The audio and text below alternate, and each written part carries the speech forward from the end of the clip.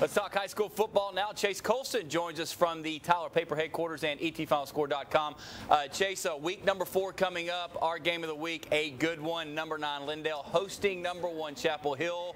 Lindale has a shot for an upset, don't they? I think they do, Eric. You know, Chapel Hill had a little struggles last week with Anthony Kincaid at quarterback because quarterback Avery Signs is still out for the rest of the regular season. Statuses of guys like Rex Rollins and Sir Calvin Wallace are still unsure for this week.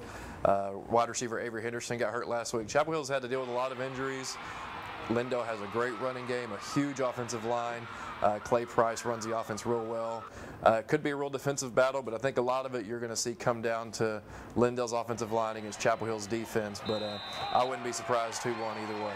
And Chase, when you factor in just how pumped up the whole city of Lindale will be, we thought Mineola was a great atmosphere last week, probably double the amount of people that'll be there this Friday night.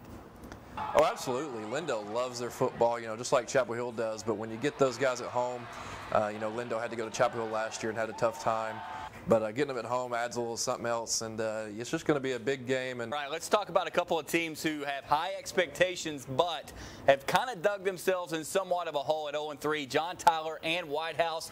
District starts this Friday. White House they've already given up 183 points. It's time to start winning games, especially with district for these two. Oh, definitely. The whole district's had so much disarray, and I think the winning percentage of the whole district's under 200. So they've had a real hard time in non-district. But White House gets Jacksonville on the road. John Tyler's on the road at Hallsville this week. Both 0-3, like you said. But I would expect both of them to get wins this week. All right, let's give some props to a local young man here. We've talked about Avery Signs, Dale Barnes. You love a guy named Dalton Santos over in Van. I look at this guy's numbers for a linebacker. I don't know what to say about him. He does everything for that defense at Van. Oh, he does, and the whole Van defense as a whole is just incredible. They're allowing like 180 yards a game.